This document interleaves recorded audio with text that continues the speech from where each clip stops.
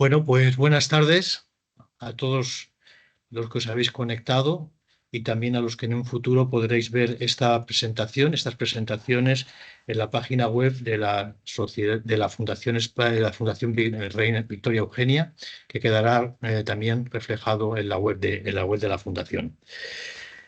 Bien, antes de pasar a comentar los temas que los ponentes van a desarrollar, yo quiero expresar personalmente mi agradecimiento a la Comisión Científica de la Real Fundación Victoria Eugenia por confiar en mí como moderador de este seminario.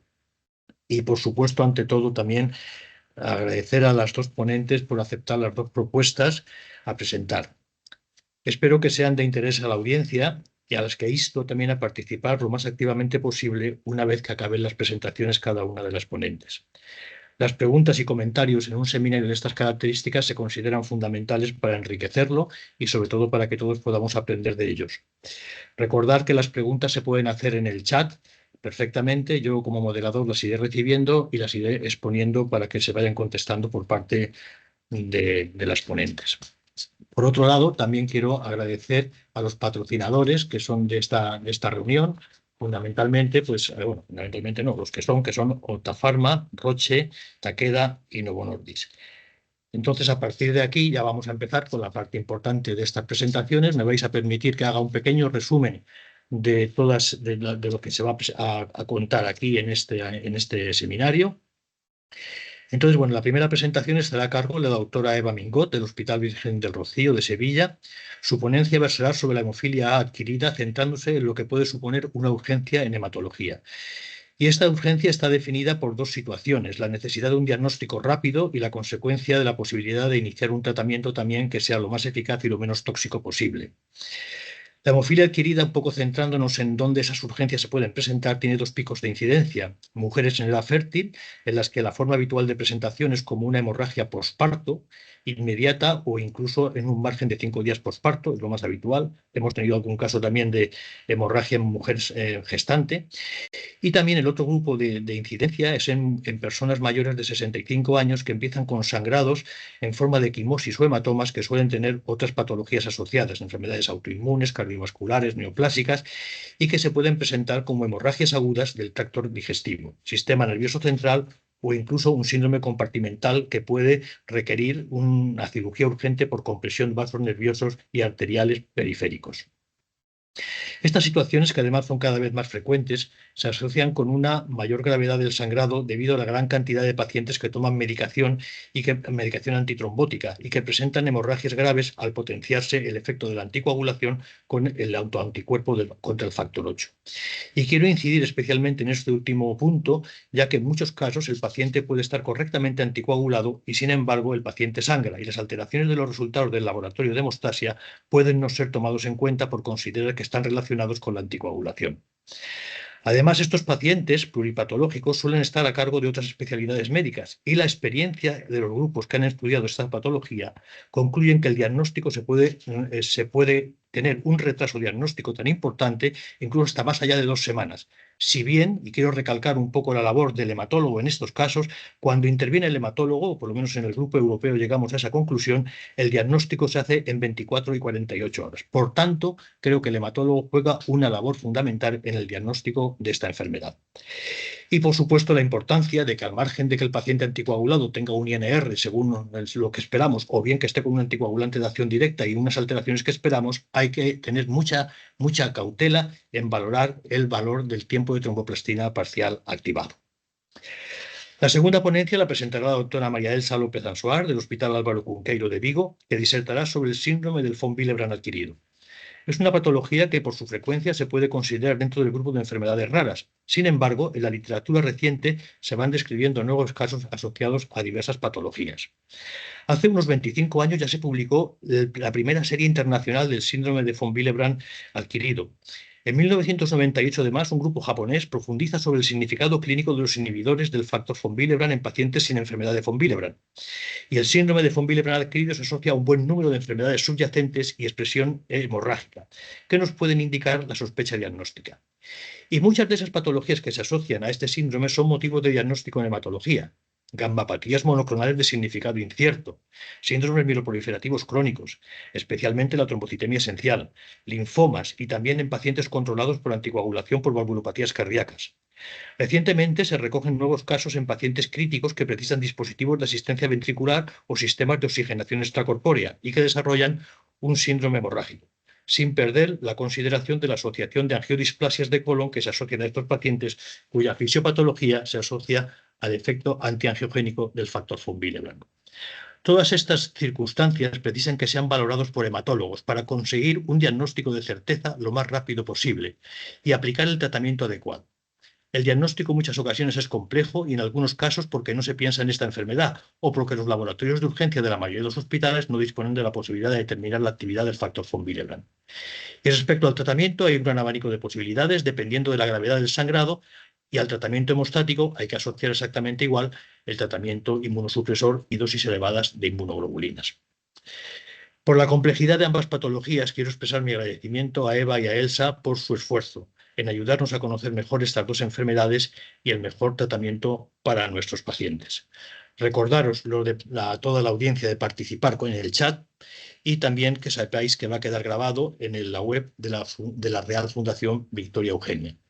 A partir de este momento, el protagonismo lo tienen nuestras dos ponentes, por tanto, la doctora Eva Mengot puede empezar cuando lo considere. Y gracias por la atención. Bien. Muchísimas gracias. Lo primero, gracias a la Fundación Victoria Eugenia por darnos la oportunidad de estar aquí todos esta tarde y bueno, compartir experiencias y compartir conocimientos. Y especialmente, bueno, pues dar un abrazo fuerte a todos vosotros y al doctor Pascual Marco y a mi compañera Elsa. Espero que podáis ver la presentación bien y empieza a avanzar. De entrada, en esta primera ponencia vamos a hablar de hemofilia adquirida. Yo he intentado, bueno, pues hacer una revisión que por un lado, pues de las personas más jóvenes que puedan estar conectadas, pues tomen conciencia de ella y puedan dar sus primeros pasos y también traeros pues lo que creo más interesante de lo que se ha publicado en los últimos meses. Entonces, de entrada, tener claro qué es la hemofilia adquirida, pues es un sangrado agudo y anormal, bien por cuantía o por localización. Ahora, para que podáis ver bien, ahora creo que sí.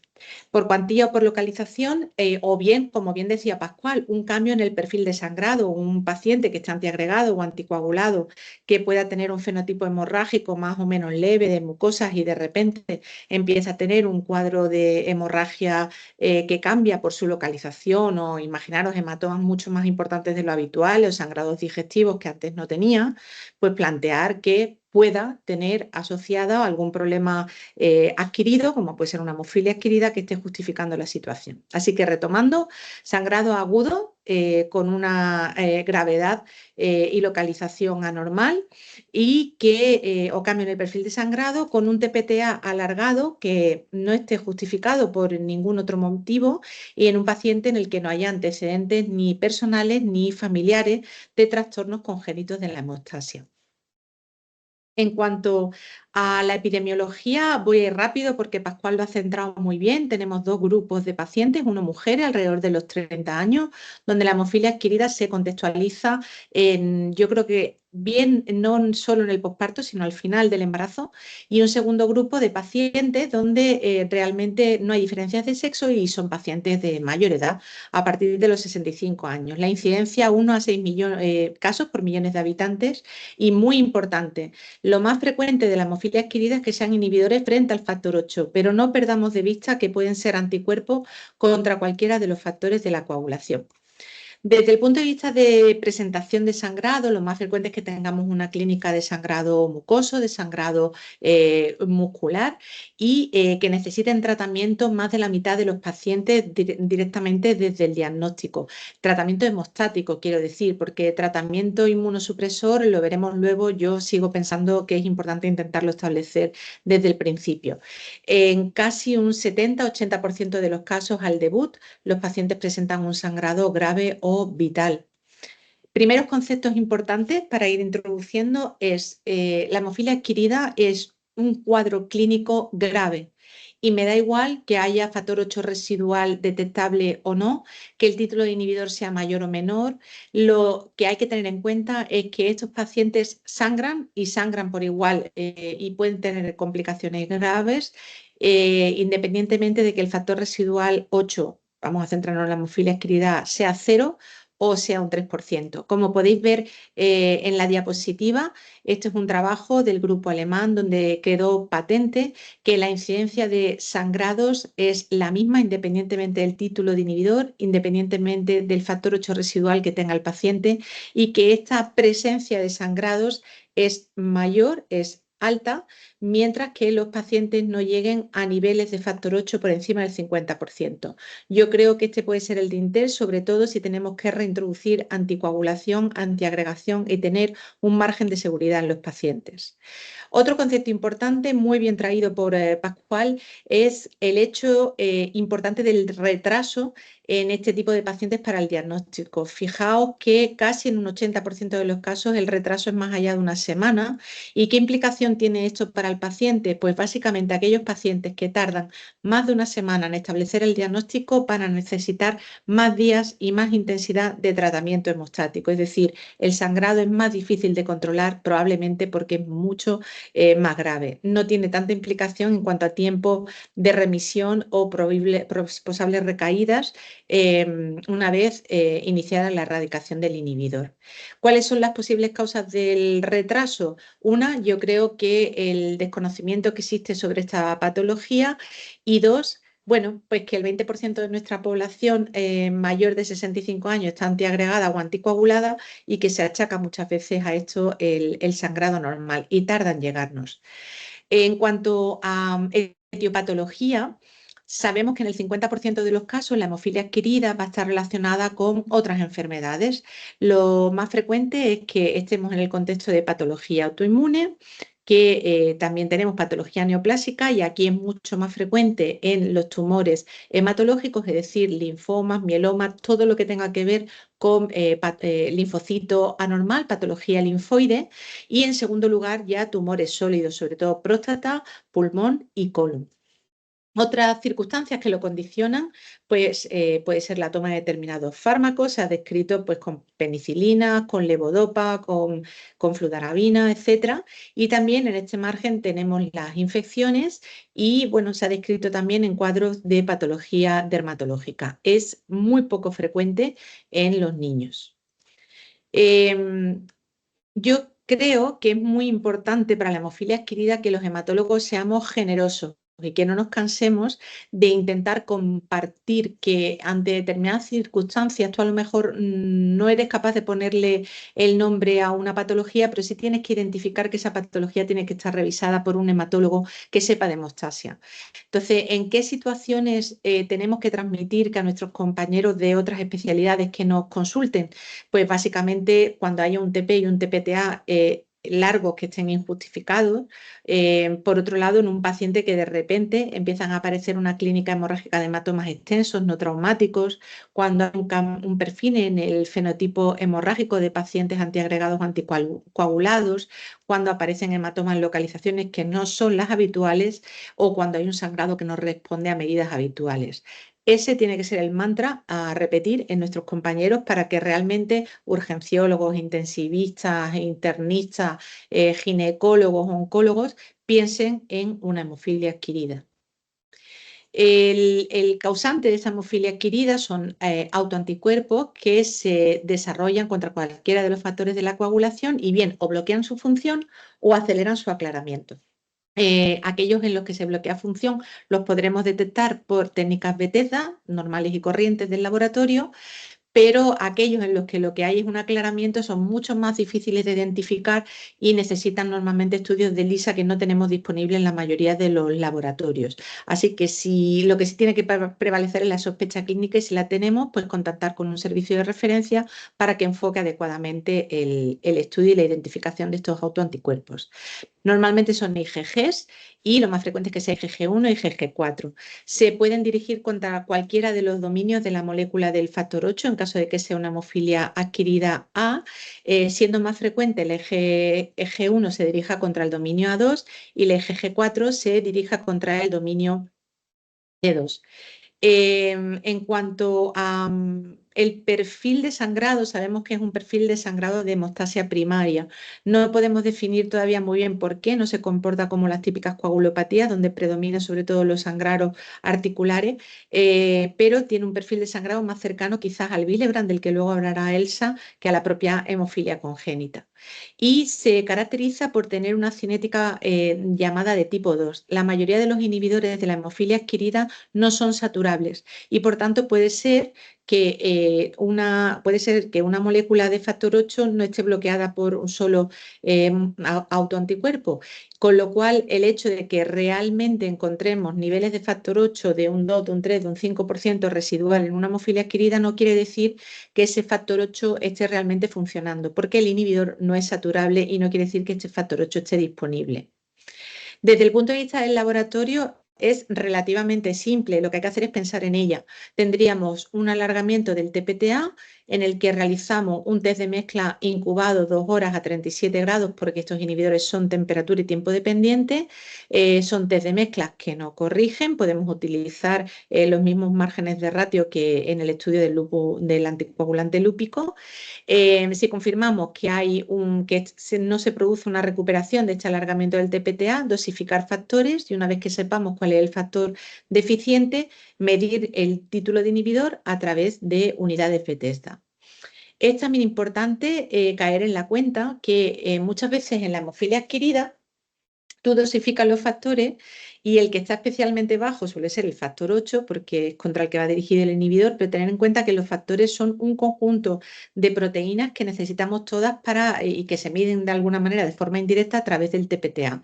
Entonces, puede ser que encontremos otros factores de la vía intrínseca que también estén bajitos, como ponen en el ejemplo de la diapositiva, pues que el 9, el 11 o el 12 estén bajitos. En estas circunstancias, si hacemos una dilución con un buffer del plasma del paciente para hacer la titulación de la dosificación de estos factores, podremos ver cómo el factor contra el que va dirigido el inhibidor, como digo, en la mayoría de los casos el factor 8, se mantiene persistentemente bajo, mientras que el resto de los factores van recuperando función porque van diluyendo el inhibidor. También importante saber que la detección de unidades Bethesda sigue siendo una técnica muy manual, ya hagamos la Bethesda o clásica o hagamos Nijmegen, y lo que tú intentas es, a través de una regla de 3, tú estableces que una unidad Bethesda es la que es capaz de bloquear el 50% del factor 8 circulante. Entonces, cuando hacemos diluciones del paciente en la técnica Bethesda, tenemos que quedarnos con la dilución del inhibidor que al dosificar nos dé niveles de factor 8 cercanos al 50%. En el ejemplo que os pongo es importante que veáis cómo se pone de manifiesto que fijaros que pequeñas variaciones en el factor 8 residual, por ejemplo, en este caso hay un 45% en la dilución 1,16, un 50% en la dilución 1,32, un 47% en la dilución 1,64, realmente nos darían cálculos finales de las unidades Bethesda del inhibidor muy diferenciales. Por eso es importante que la técnica Bethesda la haga un técnico experimentado, una misma mano siempre y que busquemos siempre la dilución en la cual el factor se acerca más al 50% para establecer el título Bethesda de forma adecuada. Otra técnica y otro reto en el laboratorio es que, aunque no es muy frecuente, no es tampoco infrecuente que pueda haber antifosfolípidos circulando en el plasma de estos pacientes con hemofilia adquirida o que, y se ha dado, pacientes en los que tenemos un síndrome antifosfolípido y una hemofilia adquirida. ¿Qué cosas tenemos que tener en cuenta? Uno, manda a la clínica. En el síndrome antifosfolípido hay trombosis, en la hemofilia adquirida hay sangrado. Cuando yo tengo que hacer un estudio de un anticoagulante lúpico en el contexto de una hemofilia adquirida, es importante que pensemos en usar técnicas que no sean dependientes del TPTA porque se van a ver afectadas de ese factor 8 que está bajito por el inhibidor. Y los test recomendados, bueno, pues son el test de Carina, que pero que no está disponible en muchos de los laboratorios. Y respecto al factor 8, ¿qué tenemos que tener en cuenta si hay la sospecha de un antifosfolípido circulando? Pues que para pedir el 8 en esas circunstancias es mejor que optemos por técnicas cromogénicas, incluso si tuviéramos accesible ELISA, hacer los inhibidores por ELISA y no por vía funcional. Más cosas que tener en cuenta en la hemofilia adquirida es que dentro de la farmacopea para el manejo de la hemostasia en estos pacientes en los últimos años ya no solamente tenemos los agentes bypass o si no tuviéramos otra cosa el propio factor 8, sino que ya entran a formar parte de nuestro manejo, especialmente emicizumab y también, no en nuestro país porque lo tendremos que acceder por uso expandido, el factor 8 porcino recombinante. ¿Qué saber en el laboratorio del 8 porcino recombinante? Bueno, pues tenemos que intentar utilizar para su medición técnicas de factor 8 de una etapa, es decir, evitar en estos casos cromogénicos. ¿Por qué? Porque subestiman los niveles del factor 8 porcino. Importante también saber que puede haber una reactividad cruzada entre el autoanticuerpo que condiciona la hemofilia adquirida y el factor 8 porcino que estemos utilizando. Es importante hacer recuperaciones de estos pacientes si estamos utilizando el factor 8 al menos 2-3 veces en semana y intentar tener al inicio del uso del 8 porcino el posible título de inhibidor frente al propio porcino y en el momento que perdamos la recuperación, dosificar e intentar saber qué título de inhibidor frente al porcino tiene el paciente.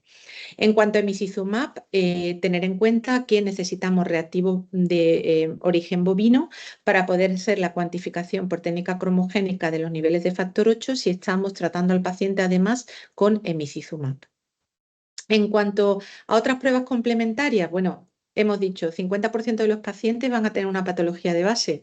Sabemos básicamente las que son neoplasia y cuadros autoinmunes, pues tendremos que hacer el diagnóstico diferencial con esto. Por tanto, pruebas de imagen tipo TAC, ecografías, las que estimemos oportunas según la sintomatología y la expresión clínica del paciente y, por supuesto, anti-DNA, proteinograma, hormonas tiroideas, factor reumatoide y serologías virales para intentar aclarar si tenemos una enfermedad de base que podamos tratar y que mejore la situación de la hemofilia adquirida. Desde el punto de vista del tratamiento hemostático hay que balancear muy bien el riesgo de desangrado y el riesgo trombótico. ¿Por qué? Porque la mayoría de estos pacientes no son niños, son gente de 70, 75, 80 años con factores de riesgo vascular, muchos de ellos antiagregados y anticoagulados, donde vamos a utilizar, si hay un sangrado, agentes bypass que de alguna manera pueden aumentar y que de hecho aumentan el riesgo trombótico de estos pacientes. Entonces, teniendo esto en cuenta, lo primero que viene a la cabeza es utilizar tratamiento hemostático cuando haya que utilizarlo, no siempre, y en su cuantía y duración adecuada. En cuanto a los fármacos que tenemos disponibles, tenemos por un lado el factor 7, ya lo conocemos, 90 microgramos kilo cada 2-3 horas e ir ajustando según evolución. El concentrado complejo protrombínico activado a dosis no superando las 200 unidades kilo día, el factor 8 recombinante porcino, que en principio en ficha técnica indica 200 unidades kilo, pero que en la práctica clínica lo que está comunicado es que entre 50 y 100 unidades kilo y luego ir ajustando en base a la dosificación que hagamos de los niveles del factor 8 porcino es suficiente. Y bueno, a unas malas, pues el factor 8 humano estándar de toda la vida, pero pensar que en el momento que tú tengas una titulación de inhibidor, la guías ponen 5, pero yo me iría mucho más abajo. En cuanto tienes títulos de 2-3 unidades Bethesda, este factor 8 necesita dosis altísimas para que realmente funcione.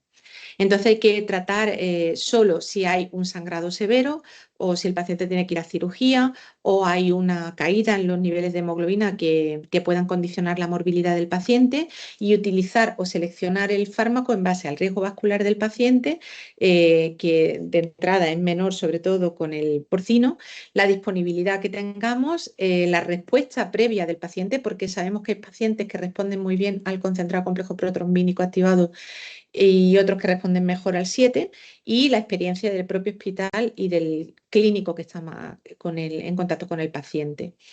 ¿Hay fármacos que sean mejores unos que otros? Pues sabemos que los agentes bypass, 7 y concentrado complejo protrombínico, desde los resultados del Grupo Europeo, donde nuestro representante fue el doctor Pascual Marco, el 93% de los sangrados tratados con agentes bypass responden, mientras que si utilizamos 8 o básicamente 8 de hemopresina no llega ni al 68% de las respuestas.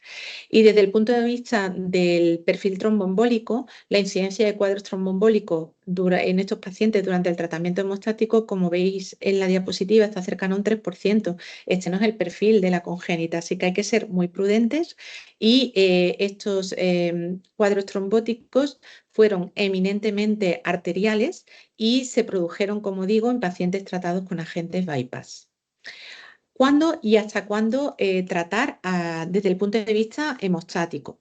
Desde el punto de vista hemostático, lo primero que tenemos que tener en cuenta es si estamos tratando un sangrado realmente crítico vital, como puede ser un sistema nervioso central, un sangrado pulmonar, un sangrado en una vía respiratoria, o estamos tratando, bueno, pues una epístasis que tenemos margen de maniobra. De entrada trataremos hasta que veamos que hay datos de efectividad, porque en el laboratorio no es fácil medir la eficacia de estos fármacos hemostáticos. Entonces nos guiamos por la clínica. Cuando no haya sangre fresca, cuando no se necesite transfusión, cuando no haya un aumento del hematoma, no caiga la hemoglobina, esté todo estable, podemos decir que de alguna manera hemos controlado el cuadro hemorrágico. Tenemos que revisar al paciente como mínimo en el caso de que se eleva cada 12-24 horas y una vez estado estable el sangrado, en 2 días podemos plantearnos la suspensión del tratamiento. Eso sí, continuando con la revisión de los pacientes porque no es infrecuente la presencia de resangrados. Si estamos ante hemorragia grave, pues 3/4 de lo mismo y aquí mucho más prudente. El paciente tiene que revisarse no más de cada 6 horas desde el punto de vista clínico y si un paciente no va bien, aumentar la dosis del agente bypass, aumentar la frecuencia. Si no funciona, cambiar de agente bypass, cambiar e ir aumentando frecuencia. Incluso podemos llegar a la combinación de varios de los 2 agentes bypass. Desde el punto de vista de inmunosupresión, las guías siguen planteando, y yo creo que es muy válido, bueno, pues y lo hemos visto al principio, mientras haya inhibidor, hay riesgo de sangrado. Sí es cierto que con el emicizumab tenemos la ventaja hoy en día de que podemos hacer una profilaxis evitando sangrados graves, nos permite recuperar al paciente un poquito antes de empezar a administrar inmunosupresión. Las guías vigentes en la actualidad, publicadas en 2020, abogan por definir 2 grupos de pacientes. Uno, los pacientes de buen pronóstico, que se identifican como aquellos donde el factor 8 residual está por encima del 1% y tenemos menos de 20 unidades de Bethesda de inhibidor. Y los de mal pronóstico, que son los demás. De entrada, como en los de buen pronóstico plantean el uso de corticoides y si en 3 semanas no va la cosa bien, cambiar a terapia combinada con corticoides ciclo, con corticoides con rituximab. Si el paciente no responde y lo que hemos combinado es ciclofosfamida, pues cambiarlo por rituximab y viceversa. Pero yo creo que aquí hay que individualizar mucho y que esto quizá pueda ser algo un poco simplista. Aquí tenéis la información de cuáles son las tasas de respuesta de los distintos registros respecto al uso de esteroides ciclofosfamida, protocolos con rituximab y en general. De entrada, lo que sí podemos decir es que las tasas de respuesta en pacientes tratados con esteroides ciclofosfamida parecen más altas, aunque se describe a priori una aparente mayor tasa de recaída en la experiencia del grupo europeo. Esto no se ha reproducido claramente en otras series, como puede ser las series asiáticas o la serie española, y la serie francesa y alemana no hicieron este tipo de análisis. Si nos vamos a todos los registros publicados e intentamos ver factores pronósticos, en esta tabla lo que os he puesto es en azul aquellos factores pronósticos que se han validado por más de un grupo y en negrito lo que solo han sido comunicados por un grupo. Entonces, de alguna manera, como factores de mal pronóstico para alcanzar una remisión, fijaos que lo que se plantea es títulos de inhibidores por encima de 20 unidades Bethesda y haber tratado al paciente en monoterapia con corticoides, que yo, por lo tanto, creo que hay que ser muy prudente, quizá en hemofilia crítica de muy buen pronóstico, como puede ser la del posparto en principio, porque la mediana de tiempo que tardan en erradicar son casi 6 meses, pues te puedes plantear esteroides, pero si no, creo que hay que ser un poquito más agresivo si el paciente lo permite. Y en cuanto a pronóstico de supervivencia, mala cosa, ser paciente de mayor edad, ser un paciente añoso, tener una neoplasia de base y no alcanzar la remisión. Por tanto, creo que estos realmente son los datos que se han validado por todos los grupos. Desde el punto de vista de mortalidad, al menos en las series europeas, la primera causa de muerte no es el sangrado, es la infección y por tanto es importante individualizar este tratamiento inmunosupresor y hacer toda la profilaxis necesaria para evitar infecciones. En nuestra experiencia, que hemos sido los que realmente primeros que lo analizamos y ahora estamos preparando el paper para ver qué tipo de gérmenes son los que causan esta infección, plantear que las combinaciones en las que se utilizaban ciclosporina han sido las que han tenido una mayor tasa de infecciones. Recientemente se ha publicado este trabajo francés que me parece muy, muy interesante, en el que lo que hacen es una comparativa entre corticiclofosfamida versus cortirituximab y lo que encuentran es que las tasas de respuesta son las mismas entre uno y otro grupo y realmente el beneficio del tratamiento se lo lleva la ciclofosfamida en los pacientes de más de 20 unidades Bethesda, es decir, los pacientes con títulos de inhibidores mayores de 20 unidades Bethesda van mejor si utilizamos tratamiento con corticoides ciclofosfamida que con corticoides rituximab. Otro dato muy importante de esta serie es que asocian el proceso infeccioso no a la ciclo, no al rituximab, sino a la duración del tratamiento corticoideo, que yo creo que esto va muy de la mano con otras patologías infecciosas. Como podéis ver aquí, la tasa de infecciones, incluso en la experiencia no hay diferencia estadísticamente significativa, pero es un poco mayor en los pacientes tratados con ritu que con ciclofosfamida. Pero yo digo, son los corticoides los que marcan aquí el riesgo. Otros esquemas de inmunosupresión publicados en los últimos 2-3 años son uno bastante agresivo, que es el CIP-DRI, en el que se usa ciclofosfamida a 1 gramo 2 días, dexa, rituximab 4 dosis, a dosis de 100 miligramos metro cuadrado y hacen profilaxis con aciclovir. Las tasas de respuesta son de un 96%, son muy altas y por supuesto, bueno, pues son mejores en los que tienen un título inhibidor más bajo, pero igual que con los otros esquemas, se necesita pues en nuestras manos 56 días para tener respuesta con corticiclofosfamida, con cortirituximab. Con este protocolo describen 77 días y tuvieron 5 infecciones graves en un total de 32 pacientes. Entonces yo creo que hay que ser prudente con el uso de este esquema. También os he traído una publicación muy reciente del grupo alemán en el que han llegado a tratar un paciente con hemofilia adquirida y sangrados graves, incluyendo sistema nervioso central con mala respuesta a inmunosupresión con terapia CAR. Si os observáis en la presentación, en la diapositiva, tras la administración, bueno, el paciente ha recibido DARA, micofenolato, dexaciclosporina, etcétera, etcétera. El paciente recibe el CAR en el día más 0. Pensar siempre que antes de un CAR hay una linfodeplección, que en este caso se hizo con fludaraciclofosfamida, que eso también creo que tiene que decir algo a la hora de alcanzar la remisión. Y el paciente empieza a elevar niveles de factor 8 por encima del 50%, pues aproximadamente en el día más 60 después del CAR. Bueno, pues puede ser una estrategia siempre y cuando no tengamos mucha trombocitopenia de base y sabiendo que los costes son muy altos. En este caso utilizaron un CAR académico diseñado para tratamiento de linfoproliferativo, pero se utilizó en este caso. Como digo, la mortalidad básicamente centrada en infecciones en Europa y Estados Unidos y en sangrados en los grupos asiáticos porque utilizan mucho menos los agentes bypass, con lo cual yo creo que en el equilibrio, en el punto medio está la virtud y es donde tendremos que ser prudentes.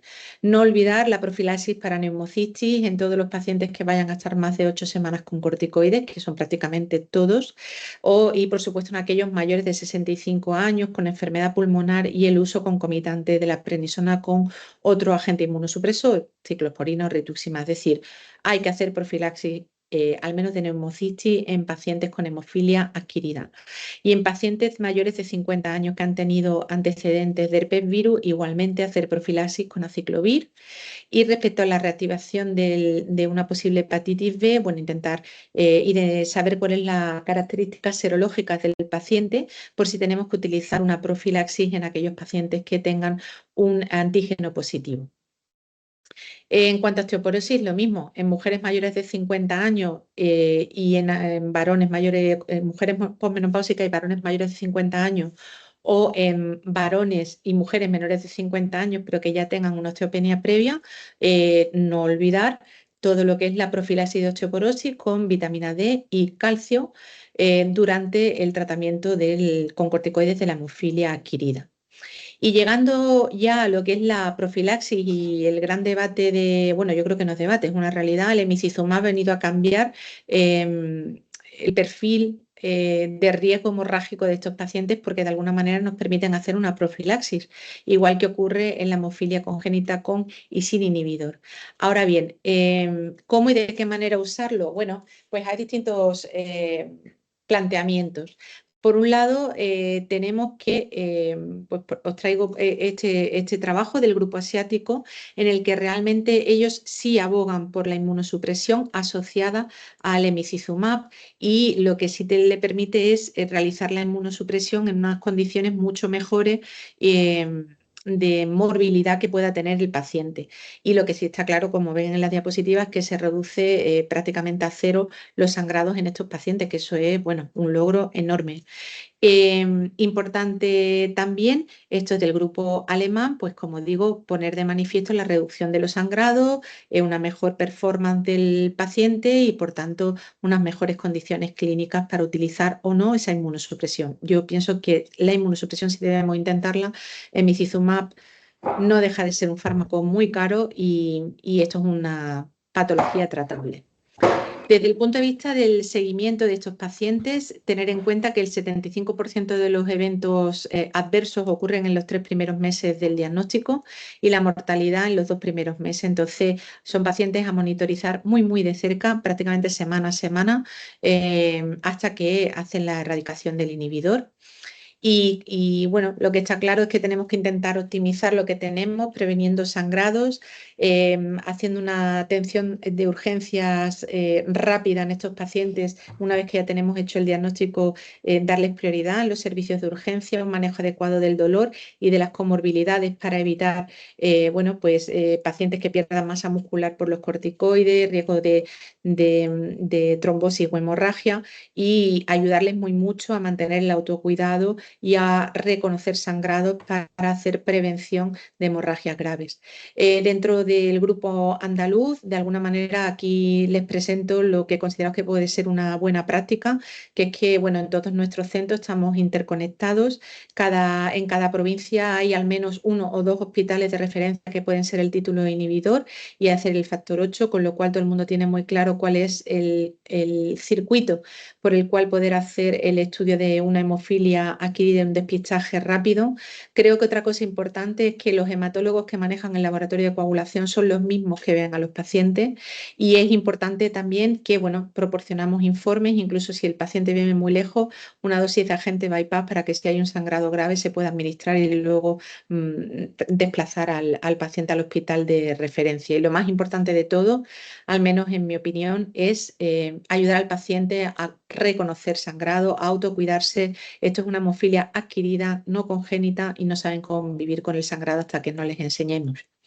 ¿Qué aportan los centros de referencia? Yo creo que el diagnóstico y la optimización de los recursos y los centros más cercanos al paciente, pues los cuidados. Así que como conclusiones, plantear que es importante para controlar el sangrado, el uso de agentes bypass. Ojo, no intentar no combinar el concentrado complejo protrombínico con el FEIBA, con el emicizumab, perdón. Emicizumab, las dosis pues, son primer día de administración 6 miligramos kilo, el segundo 3, el segundo 2 y luego entrar a las pautas habituales de 1,5 miligramos kilo semana o bien pautas como las que otros compañeros están utilizando directamente de 3 miligramos kilo semana cada 4 semanas. Importante seleccionar el inmunosupresor adecuado, aunque en caso de malas respuestas tenemos mucha farmacopea que poder utilizar. De alguna manera enseñar a nuestros compañeros a sospecharla, a saber cuándo tienen que consultar con hematología y a que haya, bueno, cuestiones por resolver, pero que por lo menos intentemos trabajar de una manera homogénea, estableciendo en qué momento, bueno, hay que monitorizar la hemostasia, cómo manejar estos pacientes, cuáles tienen que ser los centros donde enviar las muestras o el paciente para ser tratado adecuadamente. Finalmente, plantearos que ya hay 254 pacientes incluidos en el el registro español y eran 204 hace escasamente 6 meses, es decir, vamos reclutando muy bien. Y os invito, bueno, pues a darle una vuelta de tuerca. Estamos, además del registro como tal, que es el soporte clínico, tenemos puesto en marcha un estudio de identificación de patrones de HLA y estudio genético y biológico inmunológico de hemofilia adquirida, en el que necesitamos recoger muestras al diagnóstico a los 14 días y a los 56 días de la respuesta. Aquí os dejamos los contactos para poder participar y recibir las tubos y envíos de muestras y el teléfono del que podéis contactar y correos electrónicos de lunes a viernes y daros las gracias. Aquí tenéis el correo electrónico y con esto doy paso a mi compañera Elsa. Pues muchas gracias, Eva. Magnífico. Y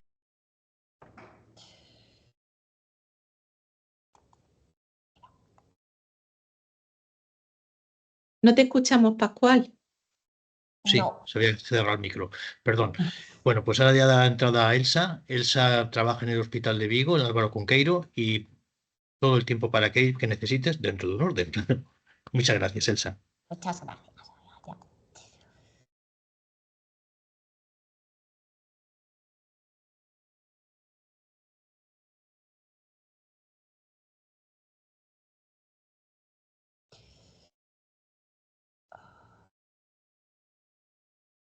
Un momentito, a ver.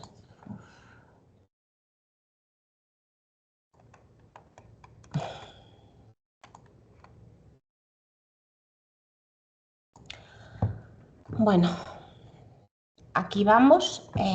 Muchas gracias a la Fundación Victoria Eugenia por darme esta oportunidad y a Pascual por la introducción a las 2 patologías de las que hoy hemos hablado. Bien, a continuación de la charla anterior, yo voy a hablar un poco de la otra hermana, aunque no tanto, porque presenta algunas diferencias significativas con respecto a la hemofilia adquirida. Vamos a hablar del von Willebrand adquirido. Bien, he intentado dividir con el objetivo fundamentalmente didáctico, ¿vale? Para conseguir que podamos abordar y entender esta patología y saber lo que nos puede esperar. En la primera parte hablaré de la definición, algo que ya nos dice bastante de lo que vamos a abordar, y también de la fisiopatología, que se encadena claramente con la etiología. Intentaré simplificarlo porque de aquí sacaremos el manejo de la enfermedad. Estamos hablando de un trastorno adquirido con diferencias sustanciales y algunas similitudes con lo que estamos acostumbrados a conocer del von Willebrand congénito. La clínica es similar, no igual. Los hallazgos de laboratorio se asemejan, pero presentan diferencias. No tenemos, obviamente, una historia familiar, aunque a veces, bueno, es difícil de sacar si hay antecedentes familiares o no. Y sobre todo tenemos que pensar que debajo de un von Willebrand adquirido hay otra cosa. O a la inversa, debajo de esa otra patología puede haber un von Willebrand adquirido que nos justifique el sangrado. Existe una estrecha relación entre la enfermedad desencadenante y la alteración en la funcionalidad de la proteína de von Willebrand. Sabéis que esta proteína, fruto de un gen de bastante tamaño, tiene múltiples funciones en la hemostasia y esto, digamos, que nos va a generar muchos problemas y mucha variedad, ¿vale?, en las alteraciones. Bien, creo que vamos a un momento que voy a ajustar un momentito la cámara. Siempre me pasa lo mismo. No tengo. Ahí va, vamos allá. A ver si lo consigo. Bien. Lo más importante, vamos a las diapositivas. La mayor parte de los casos y define esta patología, pero no siempre. Ya os hablaré de las excepciones. es que existe una pérdida en los multímeros de alto peso molecular muy importantes en el von Willebrand adquirido y diferentes mecanismos fisiopatológicos. Patología cardiovascular, enfermedades autoinmunes sistémicas, los tumores y multitud de fármacos, como muchas otras patologías. La patología cardiovascular, como ya os he mencionado en la presentación, cada día más presente, todos en vuestros hospitales os van a hacer interconsultas, ya que el cirujano cardíaco, los dioses de los hospitales, que os van a decir, jo, mi paciente sangra y no sé por qué, y lo tengo con heparina y lo tengo con esta anticoagulación y lo he sacado del ECMO. Y eso es una realidad, tienen más razón de lo que pueda parecer en un principio. Las estenosis aórticas, los prolapsos mitrales, suficiencias aórticas, cardiopatías congénitas y los ECMO, los dispositivos de asistencia ventricular, cada día más frecuentes que se usen en los hospitales. La patología autoinmune, el lupus, el mismo AIDS y la patología tiroidea autoinmune de gran frecuencia. En cuanto a la patología tumoral, todos los hematólogos tenéis que tener alguna interconsulta de vuestros compañeros con la ASEMEGUS. ¿Por qué? Obviamente, los componentes monoclonales dan lugar a gran abanico de patología paraneoplásica. Una de ellas, el von Willebrand adquirido, que a veces se nos olvida. Los linfomas, el Waldenström, las neoplasias mieloproliferativas, un viejo acompañante muy conocido del von Willebrand adquirido, y esas trombocitosis masivas. Los linfoproliferativos crónicos, la leucemia linfática crónica, la patología Princeps de disregulación del sistema inmune, las tricoleucemias y los grandes olvidados, los tumores de órgano sólido. En los registros estas son las incidencias para todo lo que os acabo de notificar. Creo que deberíamos de tener en mente nuestra gran acompañante, no solo por la gran incidencia de las gamapatías monoclonales, ¿vale? Esas que son menores de 1 gramo y que a veces incluso manejan los de atención primaria, pues sí, podemos tener algo que no sospechábamos, un von Willebrand adquirido. En este esquema de una publicación reciente que me parece muy interesante, ¿vale? Podéis ver, ¿vale? Los mecanismos implicados en la patogenia del déficit de von Willebrand, en que estos multímeros, en la mayoría de los casos, pero no todos, ¿vale? Estos multímeros de alto peso molecular se pierden y es muy importante en la funcionalidad y en las características clínicas de este síndrome. En la mayoría de los casos lo que existe es un incremento del aclaramiento plasmático por la absorción por células tumorales, tanto en nuestras displasias plasmocelulares, el típico mieloma, como en las neoplasias mieloproliferativas o los tumores de órgano sólido. Además, en las displasias plasmocelulares puede existir una expresión aberrante del receptor plaquetario del von Willebrand, lo que hace que este von Willebrand, digámoslo así, en plan cariñoso, se consuma más cuando no debería.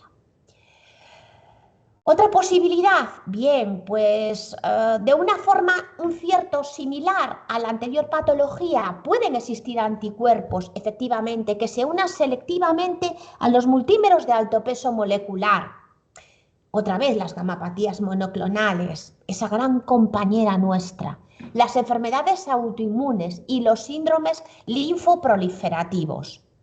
Estos anticuerpos pueden contribuir a que nuestro von Willebrand tenga un aclaramiento incrementado o también pueden tener una interferencia a nivel funcional de la misma manera que la hemofilia adquirida, es decir, un efecto inhibitorio, pero no hace falta, simplemente con que nuestro von Willebrand dure menos ya tenemos un problema. Siguiente parte. Tenemos que saber que si somos capaces de objetivar estos anticuerpos, y es difícil, nuestros pacientes se ve y se evidencia en la literatura que suelen cursar con un patrón de sangrado más severo. ¿Qué es lo que pasa? Bueno, este es el gran mecanismo asociado en la patología cardiocirculatoria. El incremento del estrés intracirculatorio incrementa la actividad fisiológica de la ADAMS13, una proteína que sabéis, ¿vale?, que va muy ligada al metabolismo de nuestro von Willebrand. Bien, pero no solo el ADAMS13. Tenemos otra serie de proteínas que también hacen que nuestro von Willebrand esté artefactado. Aquí tenemos unos claros ejemplos, el mieloma y la amiloidosis. Pero hay casos reflejados en la literatura y de ahí lo complicado, pero que tenemos que tenerlos en la cabeza de cara a ver cuándo esto nos puede pasar, en las pancreatitis y la cirrosis hepática. Esto también lo tenemos que tener en cuenta. El hipotiroidismo, ¿vale? Una alteración muy frecuente, y los casos autoinmunes. Aquí hay posibilidad de una propia disminución en la síntesis de von Willebrand. Este patrón multimérico puede ser normal. Es la minoría de los casos, pero hay que pensar en él. Una vez pasado esa primera parte, vamos a lo siguiente. ¿Qué hacemos o qué podemos hacer teniendo este esquema, este bosquejo general en la cabeza? ¿Cómo podemos diagnosticarlo? Y sobre todo, ¿qué es lo que tenemos que hacer? Pensar en el tratamiento. Dos preguntas muy importantes. ¿Cuándo sospecharlo? ¿Cuándo imaginarlo? Siguiente, ¿cómo lo podemos diagnosticar? Diagnóstico de sospecha. Bueno, cuando existe un sangrado no concordante con la agresión hemostásica. Tenemos que pensar en esas patologías. Acordaros de los cirujanos cardíacos dioses, que esos dioses, pues a veces, hombre, también tienen una intuición, por muy dioses que sean. Entonces, eso existe. Tenemos que pensar en esa posibilidad. La presencia de alteración en estudios de la coagulación, no justificables por causas alternativas.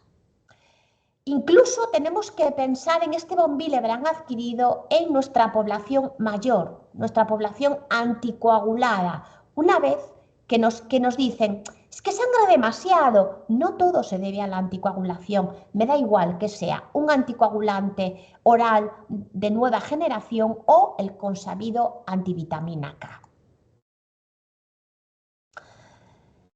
Y también tenemos que saber que a veces no hay una clara correlación entre la clínica de sangrado y las alteraciones de laboratorio.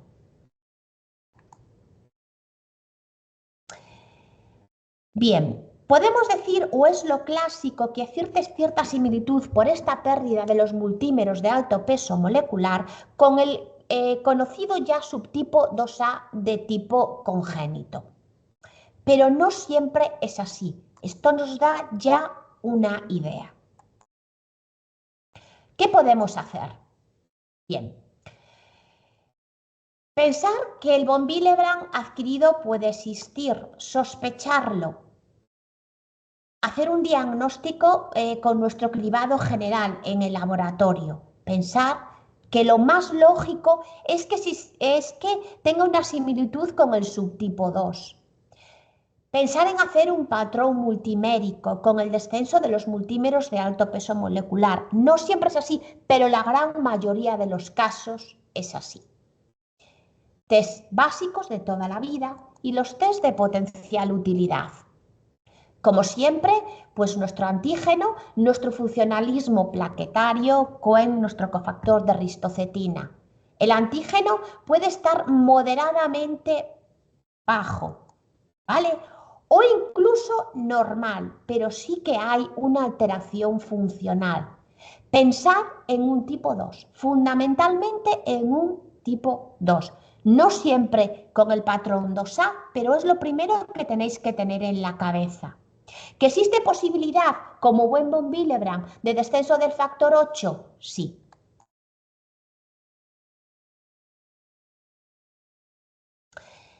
En este caso creo que es de vital importancia y creo que tiene que pasar de test de potencial utilidad a básico la realización de los multímeros de alto peso molecular. Es un test sensible y específico en casos de alta sospecha clínica, aún con ausencia de una clínica hemorrágica asociada. Y aquí os pongo una publicación en el entorno del laboratorio que ya evidencia este hecho ya en el año 2021. Otros test, podemos hacer un test similar de mezclas midiendo la actividad residual funcional del factor de von Willebrand, ¿vale? Puede ser negativo. ¿Por qué? Porque podemos tener un incremento del aclaramiento sin alteración neutralizante de la función de la molécula. Pero sí sabemos que si nosotros objetivamos este anticuerpo, pues señores, saber que probablemente este paciente tenga un perfil hemorrágico peor que aquel que no tiene este déficit funcional. La utilidad del propéptido, bueno, pues un poco controvertida, ¿vale? Obviamente, pues lo que nos demuestra es que tenemos un incremento del aclaramiento. Que si puede tener utilidad, bueno, si esto mejora, en valorar la utilidad de que nuestro cuadro ha mejorado, bueno, pues sí. Repito. Sospechar por las patologías, las gamapatías, mira que me repito, ¿vale? La patología cardiovascular, los dispositivos, ¿vale? De circulación extracorpórea, de asistencia ventricular, otras neoplasias, los mieloproliferativos que ya nuestros compañeros oncólogos tienen en la cabeza casi siempre, ¿vale? Tenemos que pensar en ellas. Y sobre todo que no tenemos también ausencia de antecedentes familiares. A veces las familias son difíciles de diagnosticar, pero siempre debemos tener en la cabeza pues esa pregunta. ¿Que existen casos de hallazgo incidental sin clínica hemorrágica asociada? Sí, porque el von Willebrand tiene un espectro clínico variable. Tenemos que pensarlo. Un ejemplo claro, tenemos un paciente anticoagulado, fantástico, más o menos sabemos las alteraciones. Hemos retirado la anticoagulación, va a una cirugía, todo perfecto, hemos respetado todo y sin embargo resulta que en esa cirugía no del todo va bien. ¿Por qué? Porque tenemos una agresión hemostásica. Ahí se está poniendo en evidencia nuestro von Willebrand adquirido. Hacemos el estudio y ahí lo tenemos. Ante un diagnóstico incidental de enfermedad de von Willebrand con ausencia de clínica hemorrágica personal o familiar, nos obliga a cribado de la patología desencadenante. Tenemos que empezar a buscar. Una vez llegado aquí, vamos a hablar de un manejo práctico haciendo referencia a unas cuantas publicaciones que cada vez van apareciendo más en los últimos años y que nos pueden ayudar a abordar desde el punto de vista de tratamiento esta patología. Aquí tenéis dos de ellas. Una enfocada, y es la más clásica, a toda la patología del mundo cardiovascular, y otra, ya del año 2020, enfocada a hematólogos. Vamos a ello.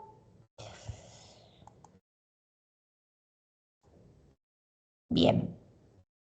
Y una que ya nos enfoca, ya dentro del ámbito de la hemofilia adquirida con sus pequeñas y grandes diferencias, el von Willebrand, con diferencias de manejo con la hemofilia adquirida. Ahora lo veréis. Tenemos que plantearnos cuál es el tratamiento, qué opciones terapéuticas tenemos. Dos cosas. Un paciente que sangra hay que darle soporte hemostásico. Y en este caso tenemos que controlar el mecanismo etiológico. Es muy importante, pero a veces no siempre es posible. Si diagnosticamos un von Willebrand adquirido, tenemos que pensar qué hay debajo. Cuando en determinadas patologías asociadas o asociables al von Willebrand adquirido hay sangrado, tenemos que pensar que nuestro von Willebrand adquirido puede existir. Tenemos que ir a buscarlo. Lo fundamental, controlar el mecanismo etiológico y siguiente, tratar el sangrado. El mecanismo causal es muy importante, ¿vale? Pero muchas veces no lo podemos controlar. y en otras ocasiones el tiempo que necesitamos para controlar ese mecanismo causal, y ya no os digo la maravillosa gammapatía. Como podéis ver, yo le tengo mucha manía porque, claro, sin unos criterios clásicos de tratamiento, pues es un poquito fastidiado, porque tenemos que controlar nuestro von Willebrand adquirido mientras esperamos porque nuestra gammapatía para nuestros compañeros tenga criterios de tratamiento. El soporte hemostásico siempre lo tenemos que tener en mente. Y dentro de él, las dos partes. Las pautas periprocedimiento, los pacientes tienen cirugías y los pacientes se complican. Y la actuación en caso de sangrado. Y efectivamente, podemos tener un von Willebrand adquirido diagnosticado y a seguimiento y que no sangre, pero de repente necesita una intervención, una simple biopsia de médula ósea. Pues chicos, tenemos que actuar. Y aquí, ¿qué es lo que podemos hacer? Las clásicas, con unos matices con respecto al von Willebrand congénito. La desmopresina, nuestro factor de von Willebrand, y las consabidas inmunoglobulinas endovenosas que actúan como bloqueantes del proceso de destrucción del von Willebrand. Y otros que he llamado fármacos coadyuvantes.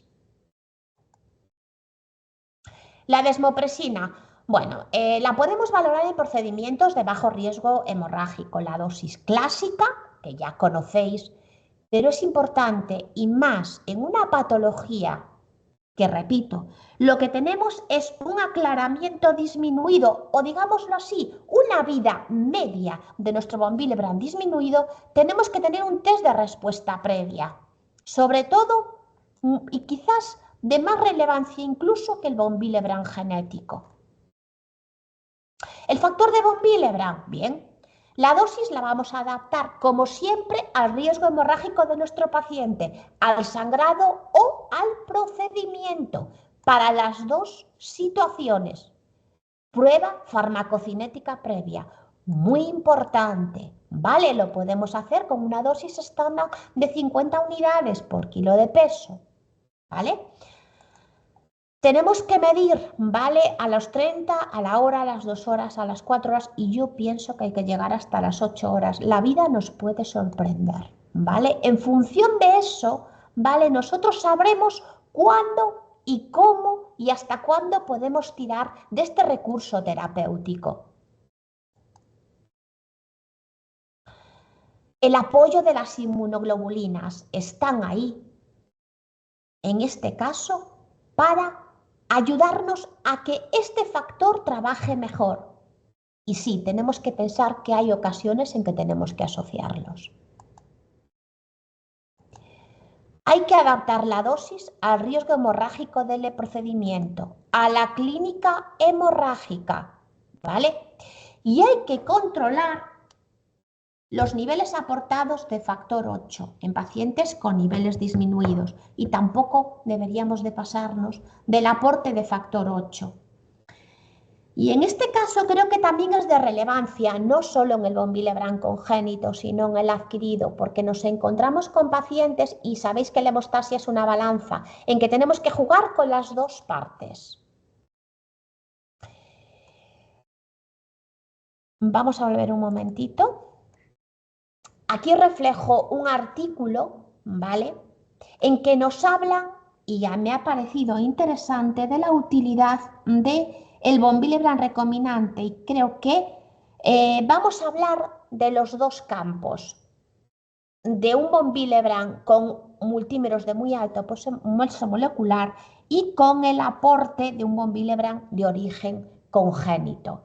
Tenemos que plantearnos que tenemos que optar, según el caso, por un u otro tratamiento. Y aquí os reflejo referencia de la eficacia de este von Willebrand recombinante en la patología de von Willebrand adquirido asociada a alteraciones cardiovasculares. Las inmunoglobulinas muy útiles, muy importantes, ¿vale?, para la preparación para los procedimientos y para la terapia coadyuvante, como os he dicho en las diapositivas previas, en tratamiento agudo del sangrado. Las dosis, pues las de toda la vida, tenemos que optar según el perfil del paciente. Es fantástico porque podemos mantener a pacientes, dependiendo de la patología, con unos niveles de von Willebrand, en un von Willebrand adquirido en que no podemos controlar su causa basal, véase la gamapatía monoclonal, entre 2 y 4 semanas, que es lo que dura el efecto entre el clásico, 24 a 48 horas, hasta 4 semanas. Si intervenimos a un paciente, hay que controlar los niveles previos a la cirugía. El tema farmacocinético, es decir, cuánto nos duran estas inmunoglobulinas, cómo va nuestro cofactor de ristocetina medido por la mejor técnica de la que dispongamos, cómo va nuestro factor 8, ¿vale? Y cuánto nos dura. Especialmente útiles en gamapatías, pero ojo, las IgM responden un pelín peor. En cuanto a medicaciones coadyuvantes, bueno, los muy consabidos, conocidos antifibrinolíticos, si nos vemos desesperados, el factor 7 recombinante, ¿vale? Aquí os pongo este esquema, ¿vale? Una publicación ya de unos años, en que nos habla de adaptar el tratamiento aun con los mismos recursos según el mecanismo causal. Y ahora me voy a centrar en mi gran enemigo de la charla, que es la gamapatía monoclonal de significado incierto. En esta publicación os hablo del manejo, que un poquito está en consonancia con lo que ya os he dicho antes. Si tenemos un sangrado de reducida cuantía, pues sí, podemos tirar de la desmopresina. Y si nos va mal, las inmunoglobulinas. Cuando ya tenemos un sangrado de mayor cuantía, bueno, hay que mojarse un poco más. Entonces tenemos que combinar tanto inmunos como factor de von Willebrand. En cuanto al manejo perioperatorio, bien, podemos tirar de las inmunoglobulinas. En cuanto al sangrado posoperatorio, pues muchas veces tenemos que combinar los dos. Y además, os puedo decir, y repito, que en el caso de las inmunoglobulinas, menos en la IgM, que es un poquito más complicada, incluso podemos tener de tratamientos de mantenimiento con inmunoglobulinas, con respuestas que nos pueden sorprender. Siguiente campo, que es algo que nos preocupa tanto en el von Willebrand congénito como en el adquirido. Os he puesto dos publicaciones que me parecen de especial utilidad de cómo manejar o de cómo abordar esta patología. Una del 2020 y otra un poquito más reciente del 2023. Este es el esquema, ¿vale? Aparte de las medidas locales que podéis ver aquí ya consabidas, de convencer a nuestros digestivos, a nuestros radiólogos intervencionistas que por Dios, que nos echen un cable en el diagnóstico si tenemos algo debajo de ese sangrado gastrointestinal y tenemos que pensar que nuestros von Willebrand, pues hombre, es bastante posible que ahí esté. Y luego las medidas clásicas y físicas para controlar este sangrado, ¿vale? Pero a mayor tenemos que pensar que nosotros lo que podemos aportar es el tratamiento hemostásico de soporte con factor de von Willebrand y plantearnos qué otras opciones, que cada día el abanico se amplía más, podemos usar. Vemos que en el von Willebrand congénito nos podremos plantear la profilaxis con factor. Y en el von Willebrand adquirido tenemos que pensar más bien, si es que no tenemos, a no ser que no tengamos otra opción, en el control, como siempre, del mecanismo causal, pero tenemos que plantearnos que tenemos que tratar muchas veces el sangrado, sin poder esperar a un tratamiento profiláctico. Y aquí os adjunto una publicación reciente que me ha parecido muy interesante y que nos va a dar muchas aplicaciones, tanto ahora como para el futuro. Refleja el papel de los multímeros de alto peso molecular, de las tremendas funciones que tiene nuestra moleculita en la relación con la angiogénesis. No tiene, sino el von Willebrand no solo tiene múltiples papeles en la hemostasia en general, sino en la propia angiogénesis a través de múltiples vías. Y estas vías son atacables por diversos fármacos, por cierto, cada uno con su espectro de efectos secundarios. Estamos hablando de opciones terapéuticas dirigidas, ya no tratamiento de soporte del sangrado, ¿vale? Con estos multímeros, sino que estamos intentando evitar y controlar esta proliferación vascular. Aquí tenéis el espectro de fármacos que ya se están empezando a usar en cantidad de patologías. El clásico, y ese que ves el rojo, es la talidomida de toda la vida, con un perfil de efectos secundarios nada deseable. Resumido, el factor de von Willebrand, que yo creo de origen recombinante, que nos aporta esos multímeros de alto peso molecular y que hay casos reportados de eficacia, sobre todo en la patología cardiovascular. La talidomida, que es un conocido promotor del proceso de multimerización. El bevacizumab, que es un anti-VEG, o sea, que lo que hace es inhibir una interleuquina que promueve la angiogénesis. Repito, con espectro de efectos secundarios. ¿Hay experiencia de uso? Sí. La pomalidomida, sucesor, perdón, iba a decir sucedáneo, pero no, sucesor de la talidomida. Sí ya hay estudios en marcha que tienen muy prometedores que demuestran una disminución en la tasa de sangrados. Y aquí viene el pazopanib, un inhibidor de la tirosinquinasa, un fármaco que empezó en los pacientes oncológicos para los que ya está aprobado, repito, con un perfil de efectos secundarios, incluido eventos tromboembólicos, ¿vale? ¿Que ya hay casos reportados efectivamente de eficacia? Sí, pero hay que pensárselo muy bien cuando nos planteamos estudios dirigidos. Una vez llegado aquí, intentaré más o menos daros unas conclusiones que tenemos que llevarnos. Valorar sobre todo la posibilidad de su existencia. Sospecha clínica en el contexto de patologías con conocida asociación a von Willebrand adquirido. Seguro que os vais a acordar de la gamapatía porque la he repetido hasta la saciedad. Que tengan un sangrado no justificable, con alteraciones incidentales de laboratorio que no podemos justificar y que encuadramos en un paciente que en un entorno, por ejemplo, quirúrgico, empieza a sangrar, o un paciente que estaba anticoagulado y ya no lo está. Contras. ¿Y por qué tiene estas alteraciones en el TTPA? Porque eso pasa. Yo tengo experiencia en cachar uno de estos pacientes. El adecuado trabajo de laboratorio, tanto el diagnóstico, el seguimiento bajo el tratamiento, pensar en los procedimientos mediante los cuales este von Willebrand está alterado, pensar este aclaramiento, pensar en anticuerpos, pensar en que desaparecen estos multímeros de alto peso molecular. El enfoque del tratamiento a la patología causal en la medida de lo posible. Y si no podemos hacerlo, tenemos que convivir, porque también hay casos en que hay que convivir con el von Willebrand adquirido. Plantearnos el von Willebrand adquirido como criterio de tratamiento de determinadas patologías. Véase la gamapatía monoclonal. Tratamiento hemostásico adaptado a la clínica de sangrado y a la necesidad de procedimientos quirúrgicos. Ampliar la evidencia clínica con los grupos de registro. Se está intentando, y ya está, creo que se va a poner en marcha, o ya está, un registro español, ¿vale?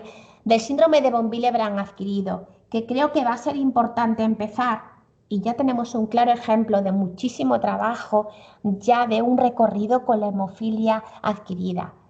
En este caso, pues tenemos que ahondar un poquito nosotros también en más de lo mismo. Y hasta aquí. Muchísimas gracias. Y seguro que ya me han echado la bronca porque no se me ve bien. No tengo ninguna compenetración con las cámaras. Disculpas a todos, ¿vale? Muchísimas gracias por la asistencia, ¿vale? Muy bien. Gracias, Elsa. Yo creo que has tocado un tema muy desconocido todavía, muy poco conocido y que realmente creo que nos hará pensar cada vez mucho más en él. Vale, he estado aquí intentando ver si la gente se ha animado en el chat y desgraciadamente no tenemos, o yo no veo al menos ninguna pregunta en el chat. yo creo que es el momento también que si algunos de los que estáis presentes, que os habéis conectado, queréis hacer alguna pregunta de viva voz, si podéis conectar vuestro micrófono, podéis perfectamente preguntarles o bien a Eva o a Elsa o a mí mismo si queréis, para cualquier duda que podáis tener. Ya dije al principio que el poder participar en los comentarios y en las preguntas es fundamental en ese tipo de cosas, porque además es una patología, las dos son patologías raras, ¿no? Y yo creo que a lo mejor es que los hematólogos somos así de raros, que también nos gustan las cosas raras, ¿no? Pero realmente creo que tenemos una proyección importante bajo el punto de vista de los pacientes. Mientras alguien se anima, tenía algunas cosas preguntas muy breves, pero quizá prácticas. Eva, ¿en algún momento tú plantearías directamente tratar a un paciente con emicizumab pasando de los agentes bypass? A ver, con los datos que se están publicando, yo creo que lo que pide el cuerpo en el momento que tengas un diagnóstico es empezar con una profilaxis. Que además yo sí pienso que con los resultados que se están planteando, bueno, pues lo vas a usar un par de meses más o menos, un par de meses, 3 meses, que es lo que va a necesitar el paciente para recuperarse y te aseguras de no tener problemas hemorrágicos. Pero yo sí creo que hay que intentar la erradicación del inhibidor porque mientras esté ahí el paciente está a riesgo de sangrado. Emicizumab tiene un coste. Emicizumab además en pacientes más mayores no es tan fácil de manejar como enseñar a una madre o a un niño que tiene una hemofilia congénita a convivir con ello. También creo que emicizumab ha venido a ayudarnos en estos pacientes donde es muy difícil erradicar el inhibidor y que antes a lo mejor nos pegábamos, yo qué sé, 4 o 5 meses utilizando inmunosupresión y teníamos el paciente a riesgo de sangrado. Entonces yo creo que sí desde el principio para evitar riesgo hemorrágico y planteárselo también para intentar tirar la toalla de la inmunosupresión a lo mejor de una forma más rápida de lo que hacíamos antes. Pero en el impasse del medio yo creo que hay que intentar eliminar el inhibidor y proteger de las infecciones a los pacientes con la profilaxis que toquen.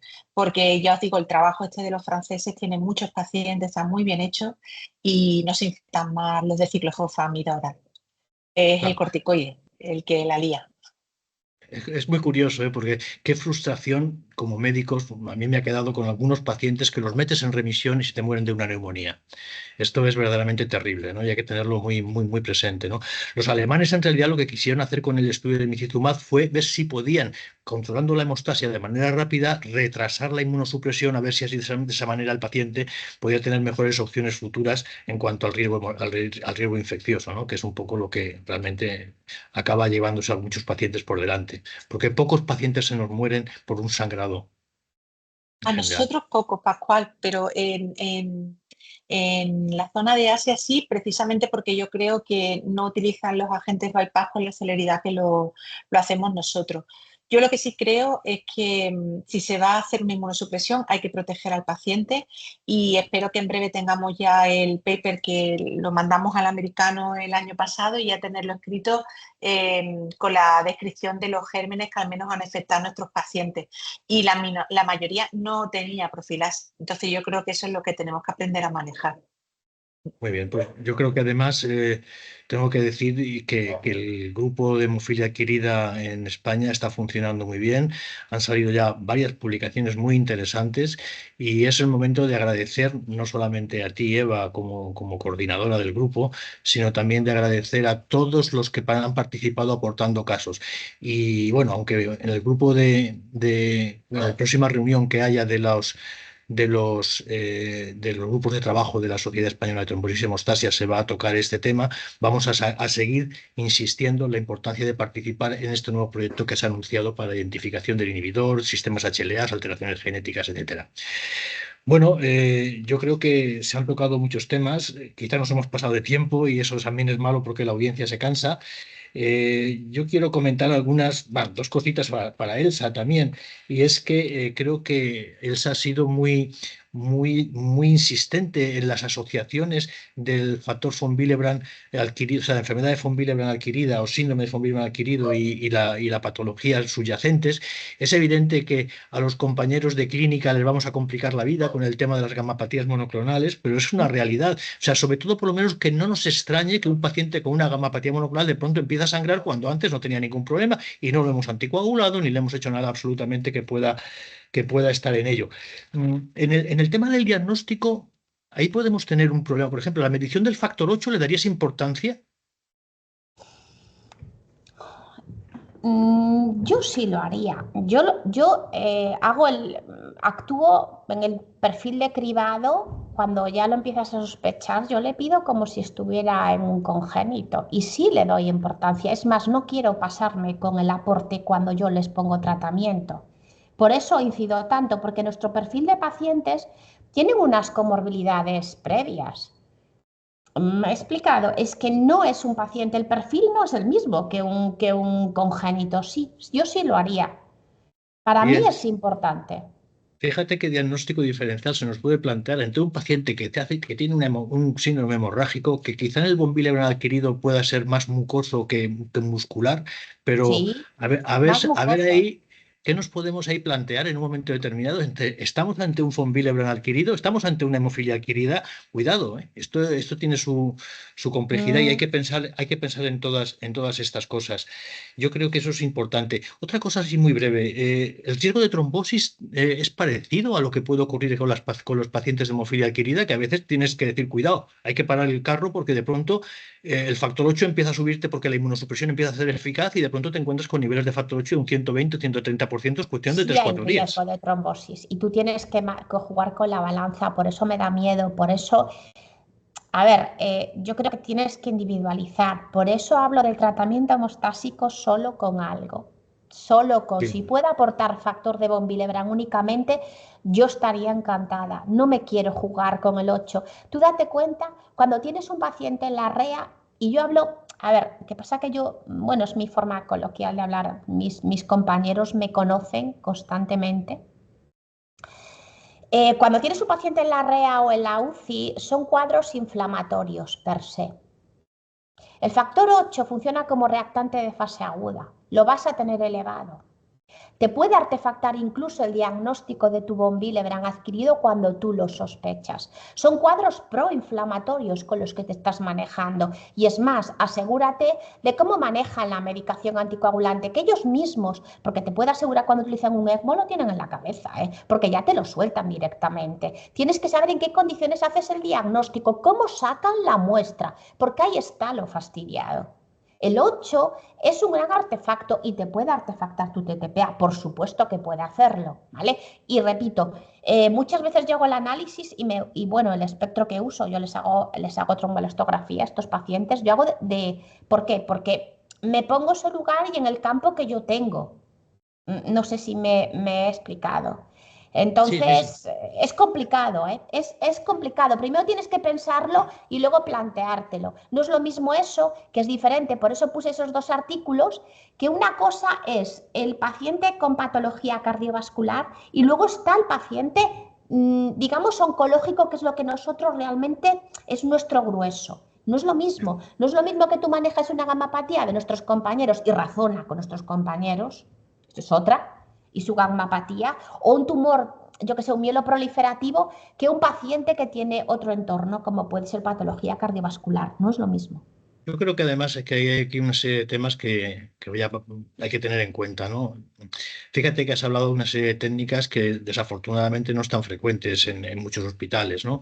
Entonces, Sí, yo sí, creo que sí. eso es una labor de la sociedad que tenemos que promocionar, o sea, que realmente haya un sistema escalado de hospitales que tengan una serie y que sean de referencia para determinadas zonas, como por ejemplo ha Sí, sí que comentado es, Eva ¿eh? en el grupo andaluz, que eso me parece muy interesante, Mm. y que eso facilite precisamente el que los pacientes estén bien diagnosticados diagnosticados, porque nadie tiene la culpa de ponerse enfermo en un hospital comarcal que tenga a lo mejor 150 camas y a lo mejor el hospital grande está lejos. Yo creo que la interacción entre todos Sí que es es muy, muy importante. importante y yo creo que nuestra función fundamentalmente está dirigida a mejorar la vida de nuestros pacientes. Esto me parece fundamental.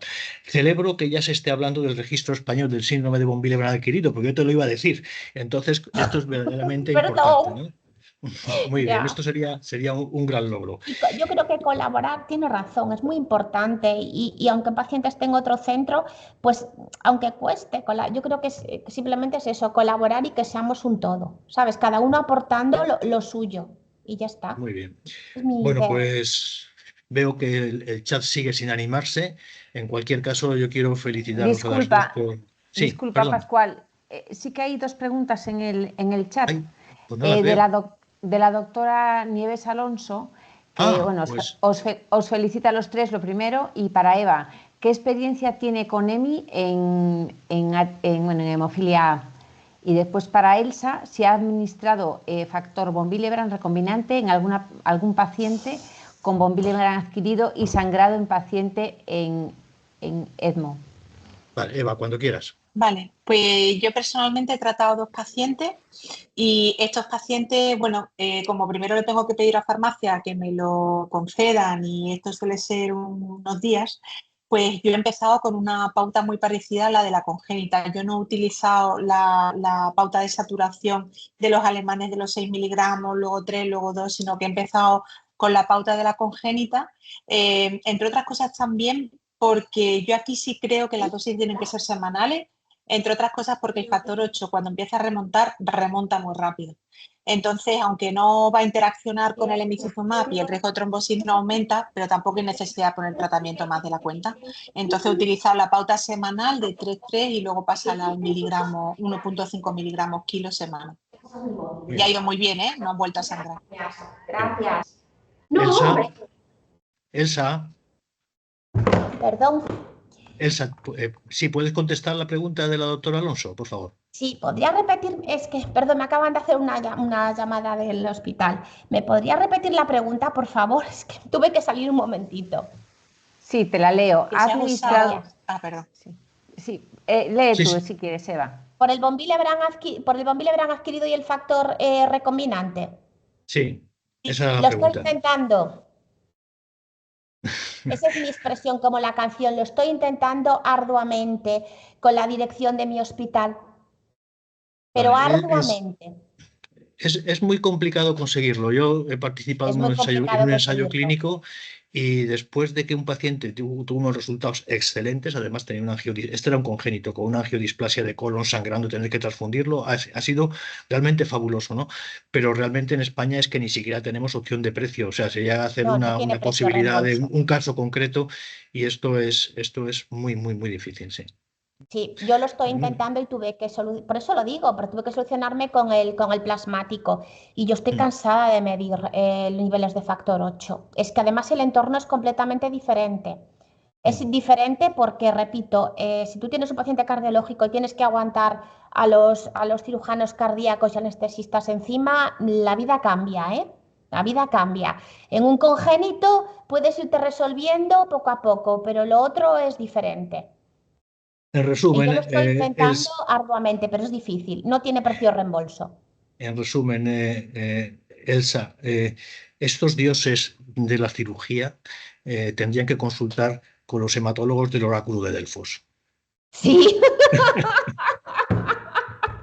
Bueno, y hay que llevarse muy bien en el hospital con todos, porque esto es fundamental. Desde luego, con el tema digestivo también es importantísimo, porque las angiodisplasias con el paciente con von Willebrand, tanto congénito como adquirido en losa, es algo que realmente tenemos que tener muy, muy en lucha. Y los antiangiogénicos, yo recuerdo una experiencia limitada de José Mateo en San Pau, que lo que estaba hablando precisamente era del difícil de pronunciar, el Ya pazopanib, lo sé. que realmente yo le pregunté, digo, ¿y los casos que has tratado? Y dice, lo único caso que tengo, la única experiencia experiencia es un paciente que se ponía pálido, pero no estaba anémico, simplemente era una cuestión de reacción cutánea que tenía este paciente, porque es una cosa que me ha interesado desde el principio, porque cada vez vemos más, y eso es un motivo de entrar en profilaxis en los pacientes que tengan enfermedad de von Willebrand congénita, también con el tema de estos pacientes que sangran y que cuando son más mayores, más problemas todavía. Bueno, pues yo creo que vamos a despedirnos ya. La audiencia nos ha aguantado bastante. Empezamos con 23, quedan 20. Algunos han tenido que salir, como es lógico, porque siempre surgen problemas. Pero quiero agradecer a todos los que se han conectado, por supuesto. Quiero agradecer también a Eva y a Elsa todo el esfuerzo que han hecho y las presentaciones tan excelentes que han hecho. Esto va a quedar reflejado y guardado en la web de la Real Fundación. Y además de todo esto, bueno, pues también agradecer a las casas patrocinadoras que hacen posible que podamos seguir enseñando algunas cosas, investigando en otras que podemos y, por supuesto, seguir luchando por la salud de nuestros pacientes.